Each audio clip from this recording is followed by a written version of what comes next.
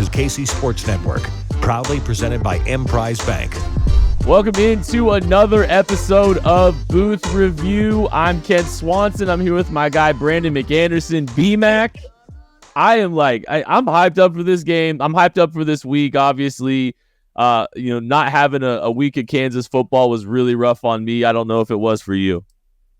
Yeah, I'm gonna keep it a whole Baquito. I am excited, but I'm excited all the time. So this is just another opportunity to just indulge in something I love and watch these Jayhawks get after. Yeah, and be like, you're not short on energy like ever. But yeah, man. I mean, homecoming obviously too for Kansas. You know any of your friends from your area coming back? You know anybody coming back for homecoming yet? No, I haven't had a full check-in. We got a golf event Friday morning. If it might be we might be playing on boats. As much rain as we're getting, but I don't anticipate playing at all. It's rained so much, but we'll find out there. There's a social after that. There's a block party downtown. Daryl Stuckey's going to be kicking it live. If you heard his bars, you heard his raps on the Jumbotron over the years. Remember when he was saying the name? That was Daryl. That's Daryl the rapper. He's going to be returning for the pep rally at the block party. I may be making a cameo, so you better be there if you're in Florida. When are you guys supposed to go golf? I think we golfed the Jayhawk Club last year. Last year we got to golf with the musical act. I'm forgetting his name. Good kid. He was a baseball player in high school and college. He was a good athlete. He's a really good golfer. Oh wow, that's crazy, man. Well, yeah, obviously this is a big week for Kansas football. And I hope I know some people are going to feel like there's a lack of momentum after a tough loss on the road against Oklahoma State, who, by the way, looks pretty good if you've been watching lately. But I hope y'all can get out to the booth and support this football team because it's going to be a special, special day in Lawrence, Kansas. So obviously college football Saturday for Fox is going to be there. Like this is, hey, look, I know there's a lot of sizzle last year, but there's some sizzle around this program again too. Like the buzz is palpable. National media is coming to watch KU Oklahoma this week, B-Mac. Man, how cool is that? You get to just be in front of a national audience. Your university gets to be put on, on this beautiful football stage. You are the center of the college football universe for a weekend. That's just really cool.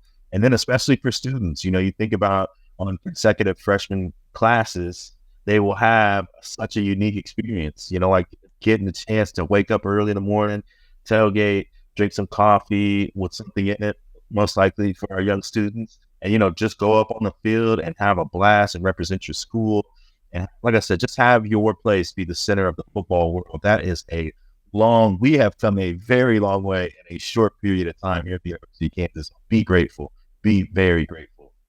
Back-to-back years on the national stage, and obviously this is a massive game, and we're really excited to get into it. We're going to be getting into it here quite quickly. But before we do any of that, want to remind everybody, hey, look, you can get your home field apparel.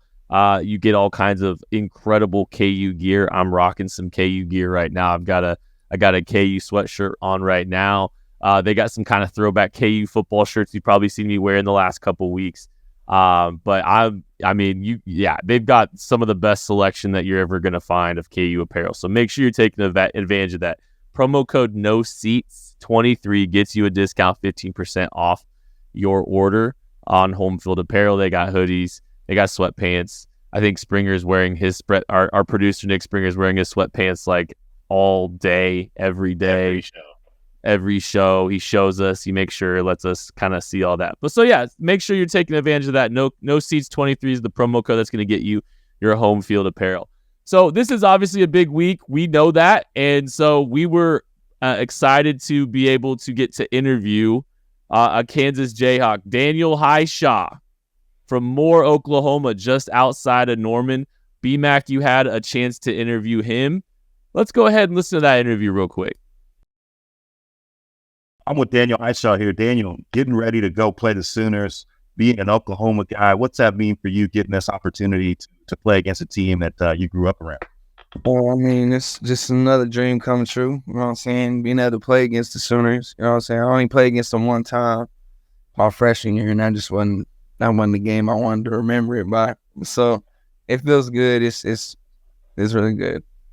Now, as a football player, I see that you're always adding something new every opportunity you get. Seems like this year, I mean, your pass pro has been incredible, but what I really like is your ability to extend plays and turn a short run into a much bigger run. What goes into your mentality of that physicality and finishing runs the way you have this season? I mean, my mentality is just be a running back. That's always been my mentality just growing up, not just being a running back, just being a strong runner. Like, nobody should be able to bring you down. And if you let one person bring you down, then you shouldn't be on the field, you know what I'm saying, with the best. So in my head, it's always I got to be the one going strong and pushing everybody. Now, as a right, I was a big back as well. And one of the things that I really liked was when I broke into the second level, DBs would really do a lot of diving. They dive at your legs. So I ended up at the end of my career not even looking at them. I would just run and they would miss. Describe your approach, because I see sometimes you're not worrying about them too much. You're kind of moving your legs, stepping out of the way. Sometimes you see him and you just punish him and target him. What's your mentality once you get to that second level as a runner? My mentality is don't let this person tackle you, because it's the one person that we set up all week to make sure they had to tackle me and to know that that's the person I have to make miss. So it's just something, when I get to that line, I'm like, all right, where's that person I got to make miss? And if it's wide open, then that's even better for me. Then I just keep going straight and go score. Absolutely. Now, the running back room, you guys have all these rotations, all these different guys, all these different roles that people play in the offense. How does that work in the running back room? Are you guys able to keep that cohesive nature because everybody's contributing in different ways? Describe just some of the relationships in that room. I mean, the relationships is great. Like, we actually want to distribute it more between us. You know what I'm saying? Like, have us all get the ball. You know what I'm saying? It doesn't matter who's getting it. Like, we are all like super excited for each other, and we all love each other. And like, it don't matter if it's D. Neal, it don't matter if it's Duffy, Savion, or it could be the freshmen. They can get in and score if they got like a special play for them or something. Like, we just love seeing our room score and be great out there. Now, I know you like to do in your free time, you like to play video games. If you're playing video games right now in that running back room, who is your number one talent? Who's the guy that's giving you the most fits? Oh, Devin. And it could be any game. It could be 2K, anything. It's Devin. Devin, I ain't gonna lie, Devin's that guy. He's that guy when it comes to playing video games. He's that man. So, yeah. He's probably one of the better ones out of all of us in the room. So if you were going to a matchup with Devin and you had to pick a game you felt like you had the upper hand in, what game would it be? Ooh. Well, that new 2K came out, so I'm probably gonna get him in 2K because in the locker room this past week, everybody been talking about whose player is the best build, and I heard this player been missing some shots. So, hey. So how often, like in terms of the group setting, that's something I hadn't thought about a lot. Playing online, playing on the playground setting. How often do you guys get a chance to mix it up, play with your players, and kind of have a little tournament or a little game like that? Like on 2K? Yeah. Sure, it can happen any day now. Like, yeah. Anytime we just all have enough time, because we all be having different schedules. So like not every time, most of the time, like, oh, you on? They out doing something, or they ask me and I'm out doing something. But when we all got time, like probably a few times out the week, we playing against each other, doing little things. Absolutely. Now, one of the things you've done that for me, I know I've been on social media, creating hashtags for getting Hishaw, all these different things. My favorite thing about you is pass protection. Your ability to not just do your job, but to actually finish these players with like a lot of violence and intention. It seems like you enjoy it. What do you like about pass pro? Why do you take so much pride in those opportunities? Well, my first thought just really going into pass pro is like, they got pads on just like you. So like none of it's going to truly hurt. You know what I'm saying? Not unless they like you tweak something, but like it's not really going to hurt. So like, why don't you just go ahead and just give them a little something? And plus I already know, not saying they're not expecting you to be violent or anything, but I know most people in pass rushing from the defense side of the ball, it's like they think they can almost do whatever to us, especially when they're coming from distance and all like that. So I just feel like once I can get hooked up on you too, like I want you to feel that. So next time you come in here, you got another mindset. Absolutely. I love watching you do that. I think that's, a skill set that's going to get you a lot of money one day. Now, as something as we end this on, I want to do a little bit of rapid fire. As a running back, were you an OU or an O State guy growing up? I was OSU. OSU. Okay. So who was the OSU back that you looked at that you kind of like, I want to be like that guy one day or play like that guy one day? He plays for the Ravens now. Oh, how do I not remember his name? Justice Hill. Justice Hill, yes. Justice Hill. When I was growing up, because, when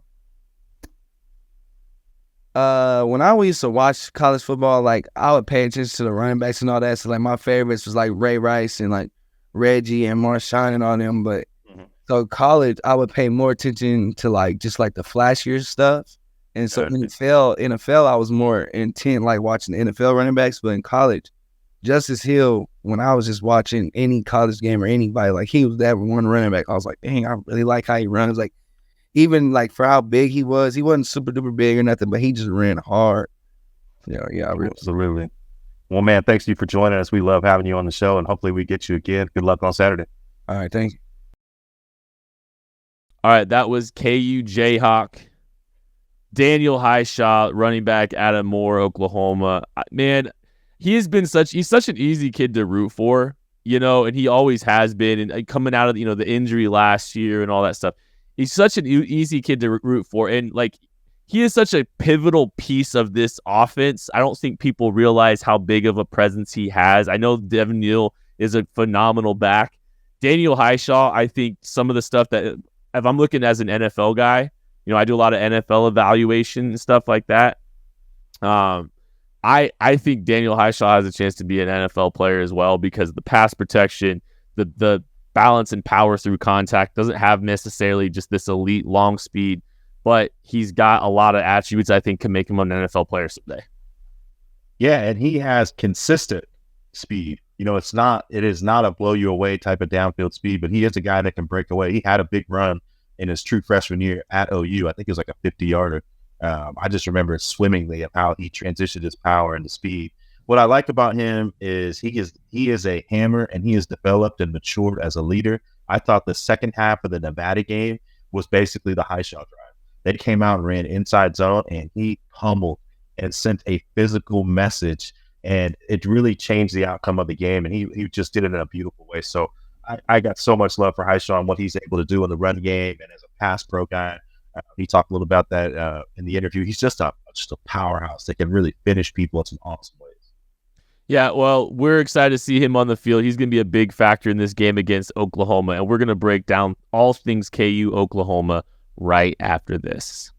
Thanks for listening to KC Sports Network. Make sure you download our new app. Find it on the App Store or Google Play. Just search KC Sports Network. Appreciate everybody that's listening, hanging out with us. Please feel free to hit that like button. Please feel free to hit that subscribe button. Leave a 5-star review. It helps us grow the KC Sports Network, KU football, KU channel. It's all valuable. Okay, biggest game of the year for the Kansas Jayhawks. Top 10 team rolling into town, a team that they've shown some flashes against in recent years. They've played tough in recent years, and it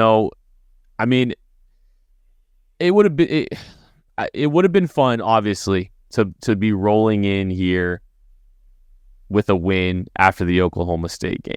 But I think what we would have been talking about is, hey, look, this team's 6-1. And now they're coming out of the bye, and what the development and some of the kind of getting healthy and all that stuff, getting rearing up 6-1, energy's going to be there. I don't know how much has really changed in that building for this game, right? Like, obviously they won that win, but it's not. They still got a bye week to work and develop and get healthy and all that stuff.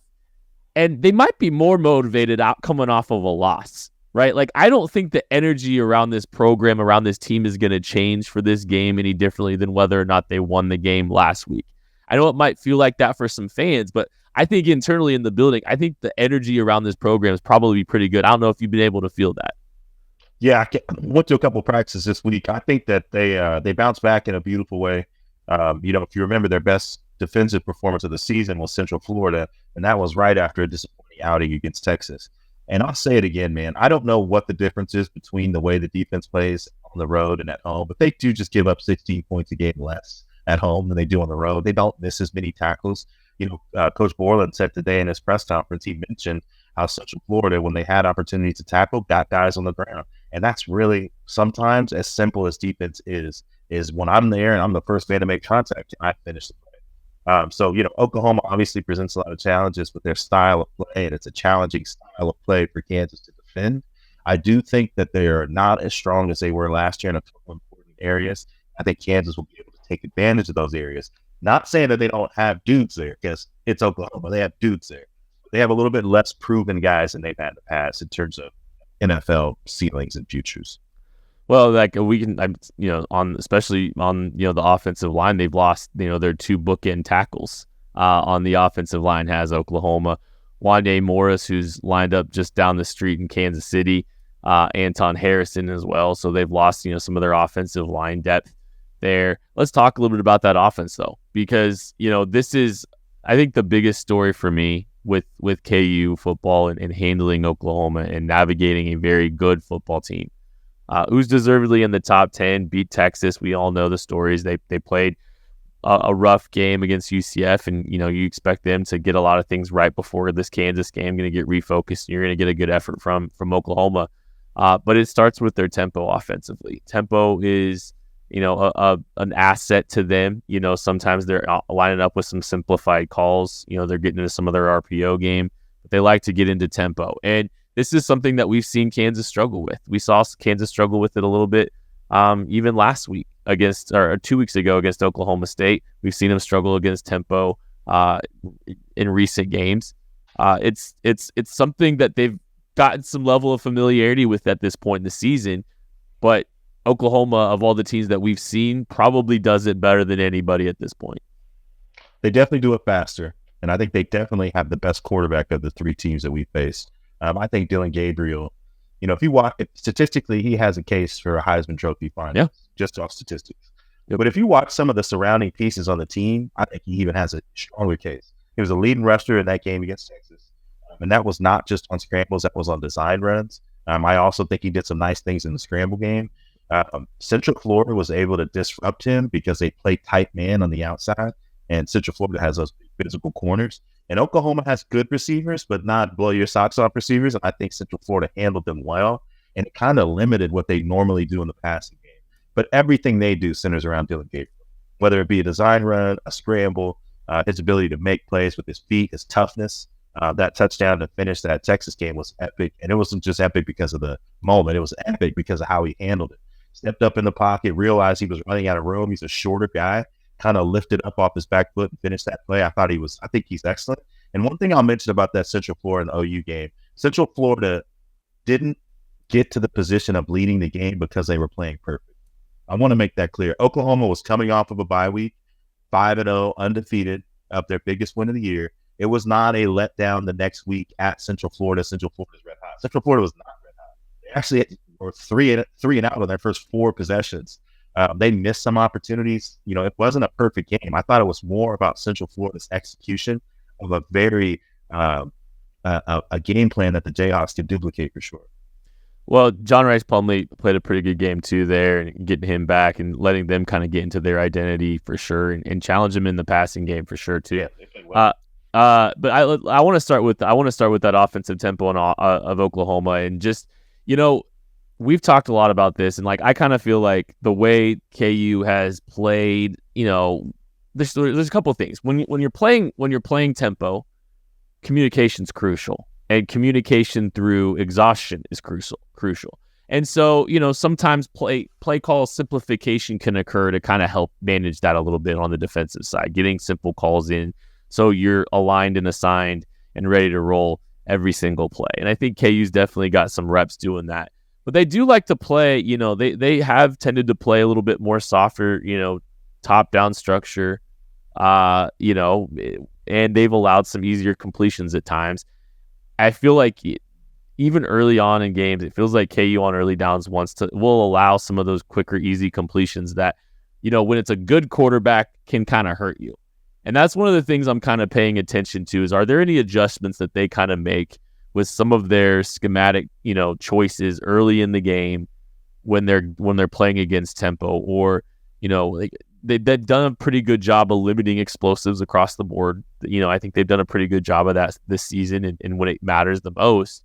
But at that cost comes, you might allow some easy completions, let them getting into tempo down the field. So, I mean, what do you kind of expect to see on the defensive side of the ball to try to navigate this tempo? And do you think they make any adjustments? Yeah, so I think the thing that really sticks out to me when Kansas struggles with tempo, it's usually because of the effect it has on their defensive line.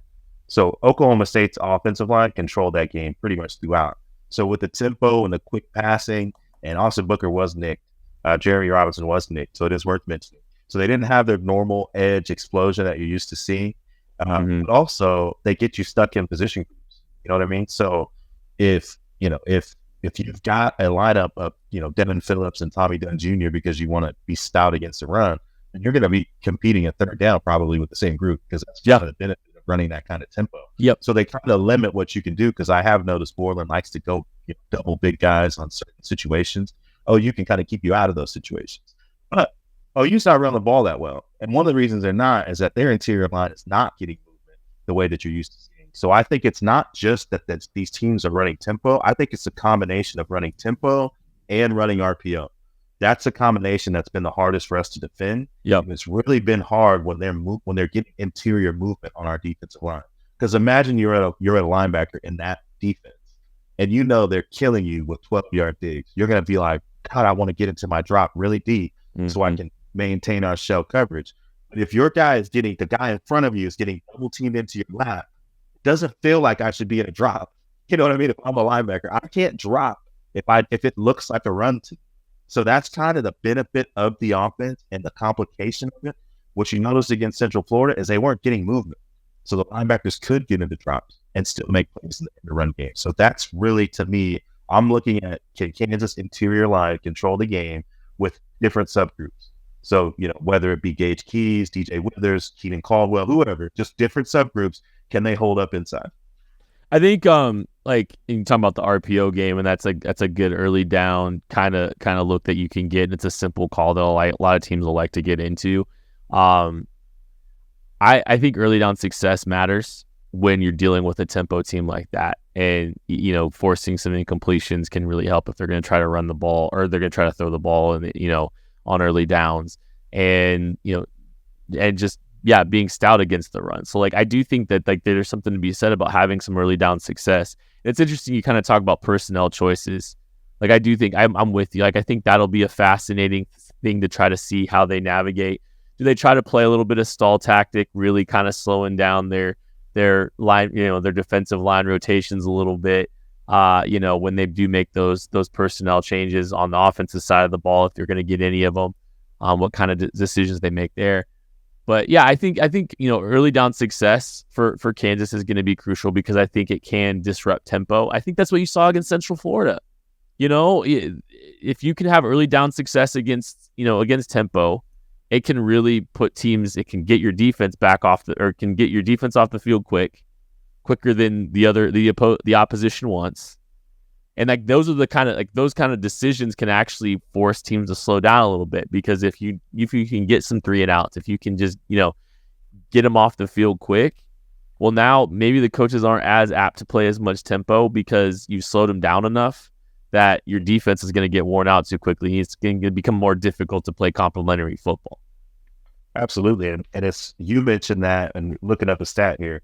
So Dylan Gabriel on play action passes this season has 1,300 yards passing, 12 touchdowns, and 126 passer rating. So that speaks to what you were mentioning, is that if I am able to stop inside run on first down, limit that ability to just wing it out there and get 6 or 7 yards, then I can take them out of play action by getting them in 2nd and 10, 3rd and 8 plus. So I'm taking away really their best weapon. And that being their best weapon, not dependent on how well they run the ball, is interesting too. So if you can really control the line of scrimmage and limit them in the run game, then you're really limiting them to a straight drop back pass team. And I'm not certain that they have the receivers to consistently beat the Kansas DBs to win the game that way.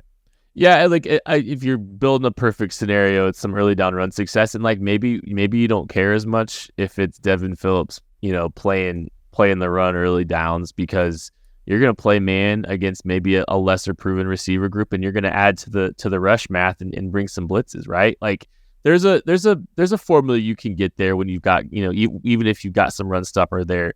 It's going to be interesting to see what kind of choices they make there personnel wise. I think about Craig Young though. Like we talk so much about Craig Young, and Craig Young's our guy. Craig Young fan club here. I think he's an interesting guy for a game like this because you're talking about some of this is early down run success, like his flexibility allowing you to play a little bit bigger, even, if you want, maybe you play, who knows what kind of personnel choices they're going to make, but that flexibility that Craig Young presents because you can stay a little bit more stout at that spot against the run while having length, athleticism, and coverage ability. I mean, we've seen what this guy can do in coverage. Like his skill set could become a really valuable asset in this game. And if he has a good game, that could go a long way in this group having some success. Yeah, I expect to see Kalen Gervin. And the reason is the size of the slot receivers. If you look at Drake Stoops and the other little wide receiver they have, 82, I can't think of his name right now. Those guys are like 5'8", 5'7", 185 pounds. Great matchup for Kalen Gervin.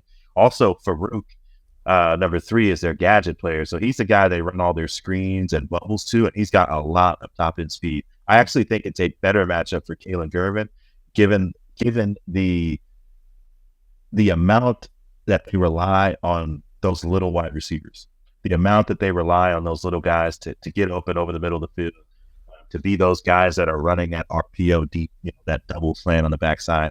You see him hit Stoops a lot on that play. It resulted in an interception in the Central Florida game. Okay. So what if you play Craig Young closer to the box? Just throwing it out there. A little lighter personnel with your backers. What do you think? And I agree with you.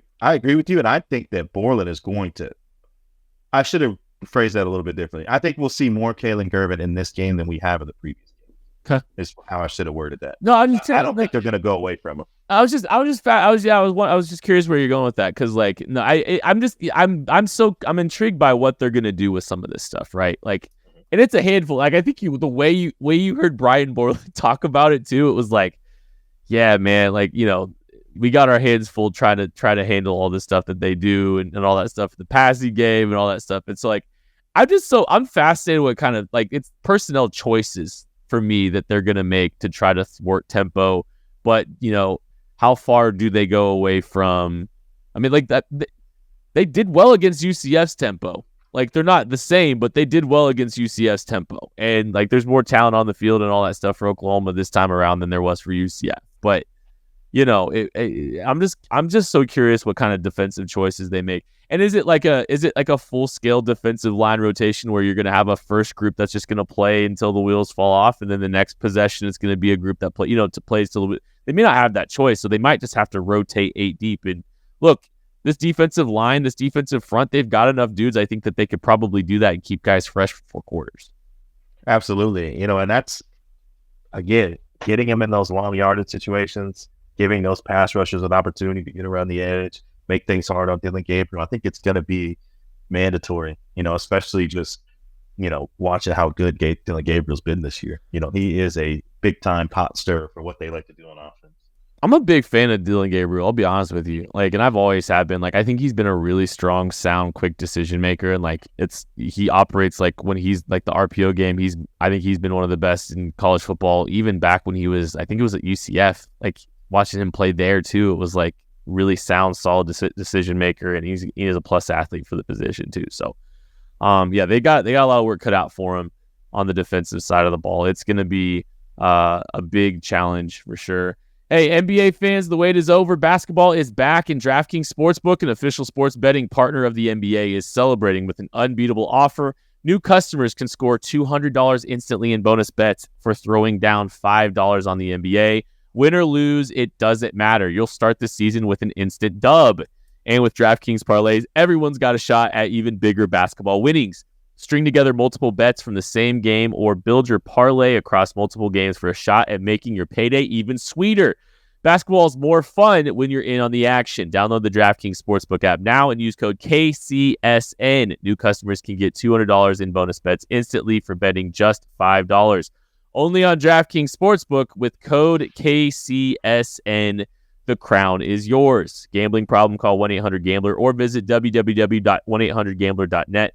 Please play responsibly on behalf of Boot Hill Casino and Resort in Kansas. 21 and older, age varies by jurisdiction. Void in Ontario. Bonus bets expire 168 hours after issuance. See sportsbook.draftkings.com/basketball terms for eligibility and deposit restrictions, terms, and responsible gaming resources. All right, B-Mac, let's talk a little bit about the offensive side of the ball for the Jayhawks. We just got done talking about the defense. Offensively, it does sound like we are going to see the Jason Bean experience yet again. It doesn't sound like we're going to see Jalen Daniels by all reports, by all indications. It will be Jason Bean coming off one of the best. It's the best game of his career as a Jayhawk, throwing 5 touchdowns, over 400 yards.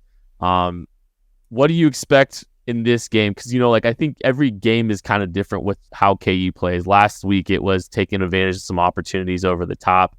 Do you think that they're going to be able to get as many of those kind of shots down the field as they were last week or last time this team played?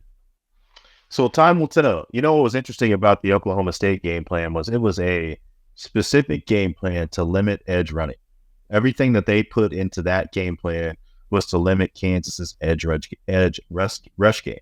And what it caused Kansas to do was throw the ball over the top, where they had good matchups, where they have a quarterback that's mobile, that can keep his eyes down the field and complete passes. And it made it very difficult for Oklahoma State to defend the pass. But if you're looking at the advantages of it for a team like Oklahoma, it would limit Kansas's ability to control possession, which they're one of the best teams in the country to do that, especially at home. They've had games where they've simply just crushed teams out of the game running the football. So Oklahoma might say, I'm going to give them box numbers to where they have to throw so we can increase the amount of possessions. So that could be something to monitor, because I thought that was part of what Oklahoma State was doing. And in a way, it worked, because it really got Kansas out of a run rhythm football calling game, which is what they really, really do best. So I'll be interested to see what choices OU makes. That, they have a defensive head coach. He's going to be heavily involved in the game planning for this game. I'll be interested to see what kind of things they try to take away. Last year, they did not have a lot of luck against Jason Bean late in the game. He really got him over the top frequently. So I expect him to be able to do that again. Lawrence Arnold had a big game against him last year. Yeah, I'm really fascinated, especially, you look at some of the weather forecasts and it might be a rain game. So, do you have, a plan in place as a, what kind of effect do we think that might have on some of the choices? Because we know this team has been able to find success running the football. Is that something that they really try to hang on their hat on and try to, I think it's fascinating game management choices, because do you want to try to get into a shootout? Do you want to try to, play up and down the field? Because, big explosive plays are the same as playing tempo in some ways, because you're getting off the field quick. Does Kansas want to try to slow this game down a little bit? It feels like there's been times a couple of years ago, but it felt like they were trying to slow that game down against Oklahoma a couple of years ago when they almost got them at Memorial Stadium. And that team specifically, that group specifically, was really, they were trying to slow the pace of the game down. I think that's going to be an interesting choice for Kansas too, right? Because I do think Bean showed some really high level propensity to light the scoreboard up and put points on the board, but it became a little bit more feast or famine, like we talked about, with the lack of rhythm in the running game, just the lack of rhythm period. And kind of feels like this is a game where you need to have some more sustained drives. I think if KU's the underdog, KU's at home, if they're able, in my mind, if you're able to string together some long drives, put the ball in the end zone, that puts some pressure on Oklahoma, especially if you get a 3 and out here or there too, early. If you can kind of just kind of dictate the control and just kind of irritate the identity of Oklahoma a little bit. I just wonder if that's a way that that Kansas can really, kind of build some momentum early in the game. Absolutely. I think those guys got to get their hands up often on their pass rush, on the opposite side. And then when you flip over to this Kansas offense, if I'm looking at, one thing that they could benefit from, it would be their ability to have diversity in their run game, especially if the weather is an impact. The other thing I'm interested to ask is, with Trevor Wilson having the impact that he's having now, to where he had the 2 big pass plays and he had multiple pass plays where he just simply ran between 2 people. I mean, some plays they look bracketed. So that's a two-way element. First, we talked about Oklahoma State was trying to make him throw it over the top. So they brought their safeties really close, and they did not have a lot of success defending that. But there's two sides of that coin, because you saw last week Quentin Skinner was beating people around the backside. He's a guy that can run 22 miles per hour. Then you have Trevor Wilson, a guy that finished a touchdown, also ran by a guy early in the third quarter. He just missed him or early in the fourth. That could have been a touchdown, or maybe late in the fourth. Sorry, could have been a touchdown. What does Trevor Wilson do to you, especially if you're looking at those safeties? Do I get nosy in the run game and risk Trevor Wilson running past me? Or am I going to try to play it more honest? And that is really what makes this Kansas offense difficult. You saw that their yards per play are better than the top 5 teams in the country right now. So it's a team that can really play offense well. They can do everything pretty well. I think one thing to kind of just notate too on the offensive side of the ball, with Jason Bean, I feel like we've seen week to week improvement. Like, I know, like, there's been a lot of conversation about, oh, Jason Bean's the most improved player I've ever coached and all that stuff. But like, I've watched the last couple of games of him starting, and there is noticeable improvement week over week. And obviously, like, both games were different that we've seen recently, but there were little indicators to me that kind of just showed some growth from him. I think he's starting to understand, some of the maybe layering balls a little differently, throwing with some touch on different stuff. And like, he's had just a little bit more feel to that a little bit. It's like, there's been some things like I've really been impressed with him throwing the football, and he's going to have another great game. I think he's going to have another great performance. It's going to have to be the most complete version of Jason Bean that we've seen to this point. He's going to have to make some big throws, whether it be over the top for some big explosive plays, whether it be extending drives. He's got to make good choices, when he's running the football. He's got to know when he's got to get upfield to get that extra yard. He's got to know, when to make good decisions with the option game and the read game. There's a lot on his plate, and that, not to say that, the pressure is on him, but I just think we've seen incremental growth from him. And I think there's just a few plays that he probably wants back the last couple weeks. He just needs to make those plays and those choices and those decisions that he hadn't maybe the last couple weeks. Absolutely. And he's got to prepare for pressure too. If you're looking for the one thing that disrupted him in that Oklahoma State game, it was pressure, not pressure from 4, but usually when you brought an additional guy. Because he stepped up in the pocket against 4 and completed some deep balls, played really well in that regard. I think if you're OU, you gotta, we're talking about how hard it is to defend OU. How hard is it to defend Kansas, especially after the game they just put on film where they're hitting tight ends on seams down the middle.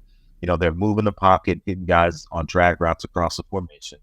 They've got 2-man max protection routes where Trevor Wilson runs right by a safety. I mean, they showed a lot of different things, and that was not including their top 5 rushing offense in the country. So they're just a hard team to prepare for. And I'm interested to see what Venables does to try to take away what he does with those safeties. I think that'll be a good early indicator where those guys are playing in terms of what kind of tone does he want to set? Because they are Oklahoma. They are a top 10 team in the nation. Maybe they come out and say, we're going to do what we do and respond after. And if they do that, that would be a mistake. So I hope they do and let these Jayhawks run wild on offense.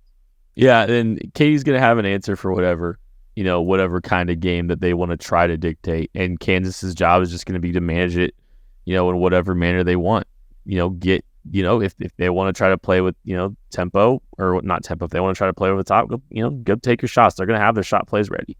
If they want to try to, grind this out a little bit, they'll have answers. They'll have answers, for whatever they want to do. And it'll be interesting. Kansas, I think, some people have said, like, I think, Gundy said, preparing for Kansas is kind of like preparing for a triple option team. It's just because there's so much required from an assignment perspective for every team is having to play them, because you're going to see volume. You're going to see a lot of different things.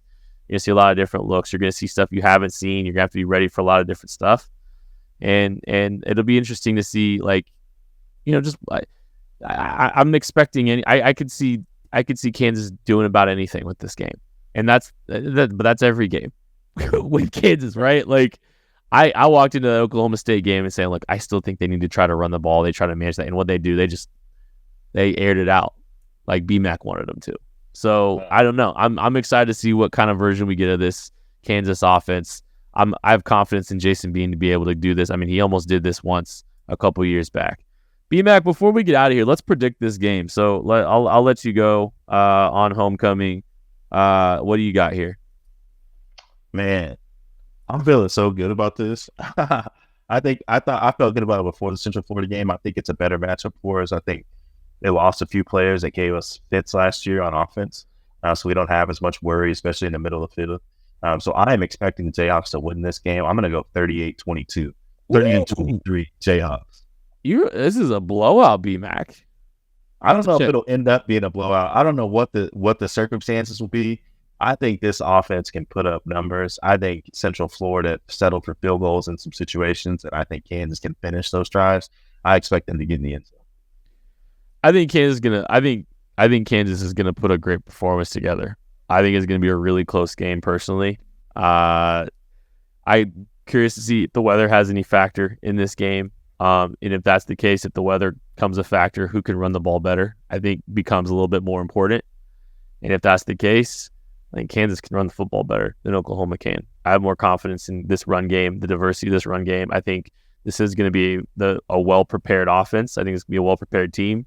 Coming off a bye, healthy, motivated, excited. I feel good. I get, there's some buzz that, there's some nerves on the Oklahoma side, from some people. I get it. I get why. Kansas, this isn't your same Kansas team. And, I think the one thing is if Kansas starts fast, and I mean, I'll just leave it at this. If they don't start slow, I think they can win this game. They can't start slow. Maybe they don't have to start fast, but they can't start slow. That's a key factor in this game. So those early couple possessions are going to tell us a lot. And I think this team will pull it out. I do. I think it's going to be a close one. I'm going to go 31-28. Kansas wins. Tear down the goalposts. Have fun on Mass Street. Have fun on homecoming. Could be a really special, big moment for this program. Getting a profile on national television before the game. Go to the booth if you're not. Go show up. Go support these kids. Go support these kids. They deserve it. B-Mac deserves it. Come holler at me, man. If you want to come say hi, come holler at me. Take a picture with me. Let's talk. What football player do you like? Come talk to me, man. Let's get the booth packed. B-Mac will talk ball with anybody, as evidenced by him being on this show, right? Lies. I'm really excited, man. This is going to be a lot of fun, and I hope we see a Kansas win. That'd be a big moment for this program. It'd be a pretty special day in Lawrence, Kansas. That's going to do it for this episode of Booth Review. That's my guy, B-Mac. I'm Ken Swanson. We appreciate you. We'll catch you later.